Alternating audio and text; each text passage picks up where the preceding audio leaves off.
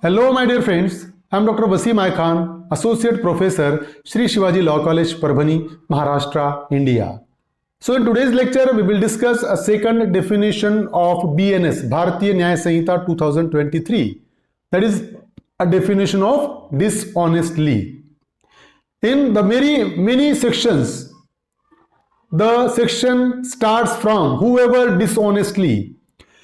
Indian penal code रहने दो या बीएनएस रहने दो, भारतीय न्याय संहिता, अगर हम थेफ्ट की डेफिनेशन देखते हैं तो थेफ्ट की डेफिनेशन शुरू होती है whoever dishonestly. तो what exactly the word dishonestly means, कि बहुत से डेफिनेशन ऐसे है किसी ऑफेंस के जहां पर डिसऑनेस्टली से वो शुरू होते, मतलब अगर डिसऑनेस्टली अगर है तो वो ऑफेंस होगा, अगर डिसऑनेस्टली मिसिंग है तो ऑफेंस होगा ही नहीं. तो what exactly the word dishonestly means we will discuss in this particular lecture. तो आगे बढ़ने से पहले अगर अभी तक आपने मेरे चैनल को सब्सक्राइब नहीं किया है तो प्लीज चैनल को सब्सक्राइब कीजिए और इस वीडियो को ज्यादा से ज्यादा स्टूडेंट तक शेयर कीजिए. तो चलिए डिस्कस करते हैं हम डिसऑनेस्टली की डेफिनेशन.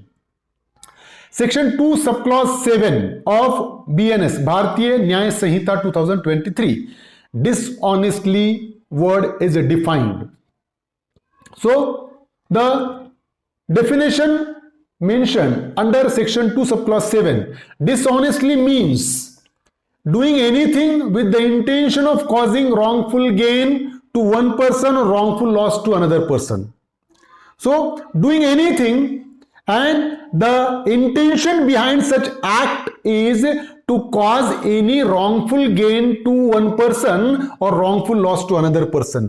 तो डेफिनेशन एक शॉर्ट डेफिनेशन है डिसऑनेस्टली के कि अगर कोई पर्सन ऐसा काम करता है कि उस काम के चलते उसको रॉन्गफुल गेन हो रही है और किसी और को रॉन्गफुल लॉस हो रहा है. मतलब मैंने कोई ऐसा एक्ट किया कि जिस एक्ट के चलते मुझे कुछ फायदा हो रहा है और किसी पर्सन को लॉस हो रहा है, तो मेरा एक्ट क्या हो जाएगा? My act will comes under the category of dishonestly.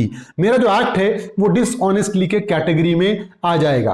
देखिए इसके इसेंशियल देखे हमने तो देखने को मिलेगा अपने को कि intention of causing wrongful gain to one person, when person will be liable for the dishonestly, when the act of the person will comes under the category of dishonestly, intention of causing wrongful gain to one person, के intention क्या होना चाहिए? किसी एक को wrongful gain, lawful gain नहीं है. अगर मैं कोई बिजनेस कर रहा हूं और बिजनेस से मुझे फायदा हो रहा है तो ये लॉफुल गेन है. लेकिन रॉन्गफुल गेन क्या कहेंगे हम? कि अगेंस्ट द लॉ जाकर अगर मैं कुछ कमा रहा हूं तो it is called a wrongful gain. तो intention of causing wrongful gain to one person and the second one is intention of causing wrongful loss to another person. मुझे फायदा होना, रॉन्गफुल गेन हो रही है मुझे, और दूसरे पर्सन को रॉन्गफुल लॉस हो रहा है. अब बात ध्यान में देखिए, रॉन्गफुल लॉस होना जरूरी है, लॉफुल लॉस नहीं है. अगर मैंने एक बिजनेस ओपन किया फॉर एग्जांपल और मेरा बिजनेस ओपन करने की वजह से जो मेरे सामने एक शॉप थी उसका बिजनेस कम हो गया तो उसको लॉस तो हुआ, लेकिन वो रॉन्गफुल लॉस नहीं है, वो लॉफुल लॉस है. समझ रहे हो? तो रॉन्गफुल गेन, रॉन्गफुल गेन मुझे होना चाहिए और रॉन्गफुल लॉस किसी और पर्सन को होना चाहिए, तभी मैं लायबल रहूंगा डिसऑनेस्टली के लिए, अदरवाइज नॉट, नहीं तो मैं नहीं रहूंगा. तो देखिए अगर हम थेफ्ट की डेफिनेशन अगर हम देखें तो थेफ्ट की डेफिनेशन ही स्टार्ट होती है whoever dishonestly moves any movable property from the possession of any person without his consent, then that is called a theft. तो बात ध्यान में रखो, थेफ्ट है, चोरी है. whoever dishonestly हो रहा है कि अगर मैं किसी पर्सन के पोजीशन से कोई मूवेबल प्रॉपर्टी अगर उसके कंसेंट के बगैर लेकर जाता हूं तो ये क्या हो गया?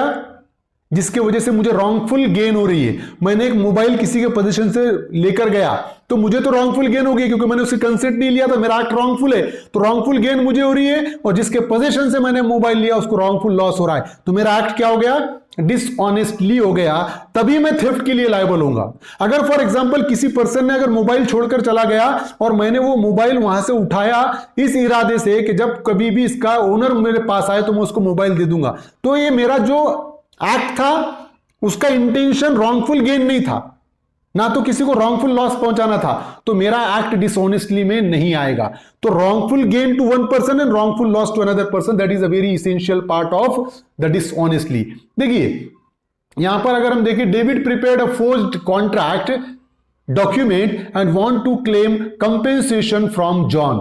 डेविड ने एक फोर्ज्ड कॉन्ट्रैक्ट बनाया, नकली कॉन्ट्रैक्ट का एक डॉक्यूमेंट बनाया, और वो कॉन्ट्रैक्ट का डॉक्यूमेंट बनाने का इरादा, इंटेंशन ये था कि वो जॉन से कंपेंसेशन मांगे, नुकसान भरपाई मांगे उस डॉक्यूमेंट को कोर्ट में बता के। अब देखिए यहां पर David intention to cause wrongful gain to himself. David का इंटेंशन क्या था कि खुद को रॉन्गफुल गेन पहुंचाना था, खुद को फायदे के लिए। उसने क्या किया, कॉन्ट्रैक्ट, नकली कॉन्ट्रैक्ट बनाया जिसके चलते जॉन के अगेंस्ट में सूट फाइल करूंगा और नुकसान भरपाई क्लेम करूंगा। तो डेविड का इंटेंशन खुद को रॉन्गफुल गेन पहुंचाना था and he is said to do that dishonestly, और रॉन्गफुल गेन खुद को था और जॉन को रॉन्गफुल लॉस पहुंचाना था। तो यहां पर डेविड का एक्ट कैसा हो गया, डिसऑनेस्टली हो गया।